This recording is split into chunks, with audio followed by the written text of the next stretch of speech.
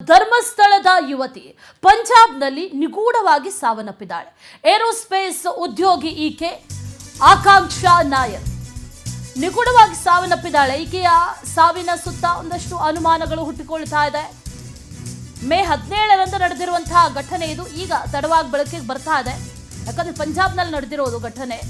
College certificate ಅನ್ನ ತರೋದಕ್ಕೆ ಅಂತ ಈ ಆಕಾಂಕ್ಷಾ ನಾಯರ್ ಪಂಜಾಬ್ಗೆ ಹೋಗಿತ್ತು.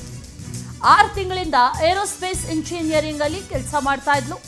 ಜಪಾನ್ಗೆ ಹೋಗಬೇಕು ಅನ್ನುವಂಥ ನಿಟ್ಟಿನಲ್ಲಿ ಆಕೆ ಕಾಲೇಜಿಗೆ ಹೋಗಿದ್ಲು.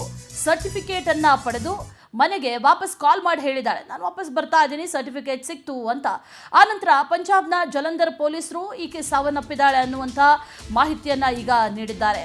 ಈಕೆ ಬೋಳಿಯಾರಿನ ಸುರೇಂದ್ರ ಮತ್ತು ಸಿಂಧುದೇವಿ ಅವರ ಪುತ್ರಿ ಆಕಾಂಕ್ಷಾ ನಾಯರ್ 3ನೇ ಮಹಡಿಯಿಂದ ಬಿದ್ದು ಸಾವನ್ನಪ್ಪಿರೋದ್ರ ಬಗ್ಗೆ ಮಾಹಿತಿಯನ್ನ ಪೊಲೀಸರು ಕೊಟ್ಟಿದ್ದಾರೆ. ಆದರೆ ಆಕ್ಚುಲ್ ಆಗಿ ಏನಾಗಿರೋದು ಅನ್ನೋದು ಇನ್ನು ತಿಳಿದು ಬರಬೇಕಾಗಿದೆ.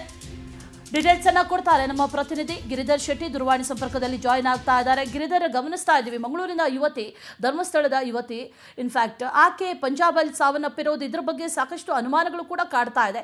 ಸಾವಿಗೆ ಕಾರಣ ಏನು, ಜೊತೆಗೆ ಈಗ ಕಾಡ್ತಾ ಇರುವಂತಹ ಅನುಮಾನ ಏನು, ಕುಟುಂಬಸ್ಥರು ಏನು ಹೇಳ್ತಾ ಇದ್ದಾರೆ ಆಕ್ಚುಲ್ ಆಗಿ ಇದ್ರ ಬಗ್ಗೆ? ಸದ್ಯಕ್ಕೆ ಕುಟುಂಬಸ್ಥರು ಶಾಕ್ ಆಗಿದ್ದಾರೆ. ಯಾಕಂದ್ರೆ 6 ತಿಂಗಳ ಹಿಂದೆಯಷ್ಟೇ ಈಕೆ ಏರೋಸ್ಪೇಸ್ ಇಂಜಿನಿಯರಿಂಗ್ ಮುಗಿಸ್ಕೊಂಡು ಆಮೇಲೆ ದೆಹಲಿಯಲ್ಲಿ ಉದ್ಯೋಗ ಗಿಟ್ಟಿಸಿಕೊಂಡಿದ್ರು. ಆನಂತರ ಇತ್ತೀಚೆಗೆ ಜಪಾನ್ನಲ್ಲಿ ಉದ್ಯೋಗ ಸಿಕ್ಕಿತ್ತು. ಆ ಉದ್ಯೋಗ ಪಡೆಯುವುದಕ್ಕಾಗಿ ಅವರು ಹೆಚ್ಚುವರಿ ಸರ್ಟಿಫಿಕೇಟ್ ಅನ್ನು ತಗೊಂಡು ಬರ್ಲಿಕ್ಕಾಗಿ ಮತ್ತೆ ಅವರು ಪಂಜಾಬ್ನಲ್ಲಿ ಉನ್ನತ ಶಿಕ್ಷಣ ಮಾಡಿದ್ದ ಫಗ್ವಾರ ಅನ್ನುವ ಆ ಪ್ಲೇಸ್ಗೆ ಹೋಗಿದ್ರು. ಅಲ್ಲಿ ನಿನ್ನೆಯಷ್ಟೇ ಸರ್ಟಿಫಿಕೇಟ್ ಕೂಡ ತಗೊಂಡಿದ್ರು. ಹಿಂತಿರುಗಿ ಬರ್ತೇನೆ ಅನ್ನೋ ಮಾಹಿತಿಯನ್ನು ಕೂಡ ನಿನ್ನೆ ಮನೆಯವರಿಗೂ ಕೂಡ ನೀಡಿದ್ರು. ಆದ್ರೆ ಇದೇ ಸಂದರ್ಭದಲ್ಲಿ ಆಕೆ ಅಲ್ಲಿ ನಿಗೂಢ ರೀತಿಯಲ್ಲಿ ಸಾವನ್ನಪ್ಪಿದ್ದಾರೆ ಅನ್ನೋದು ಈಗ ಇವತ್ತು ಗೊತ್ತಾಗಿರುವಂತದ್ದು. ಮನೆಯವರು ಕೂಡ ಇದರಿಂದ ಶಾಕ್ ಆಗಿದ್ದಾರೆ. ಯಾಕಂದ್ರೆ ಕಲಿಯುವುದಕ್ಕಾಗಿ ಹೋದವಳು ಅಲ್ಲಿ ಕೆಲಸ ಕೂಡ ಗಿಟ್ಟಿಸಿಕೊಂಡಿದ್ರು. ಅನಂತರ ಈಗ ಜಪಾನ್ಗೆ ಉದ್ಯೋಗಕ್ಕೆ ತೆರಳುವ ಒಂದು ಸಿದ್ಧತೆ ಕೂಡ ಮಾಡ್ಕೊಂಡಿದ್ರು. ಅದೇ ಸಂದರ್ಭದಲ್ಲಿ ಒಂದು ಶಾಕ್ ಆಗುವ ರೀತಿಯಲ್ಲಿ ಆಕೆ ಹಠಾತ್ ಸಾವಿಗೀಡಾಗಿದ್ದಾರೆ. ಕೆಲವು ಮೂಲಗಳ ಪ್ರಕಾರ ಆಕೆ 3ನೇ ಮಹಡಿಯಿಂದ ಕೆಳಗೆ ಬಿದ್ದು ಸಾವನ್ನಪ್ಪಿದ್ದಾರೆ ಅನ್ನೋ ಮಾಹಿತಿ ಕೂಡ ಇದೆ.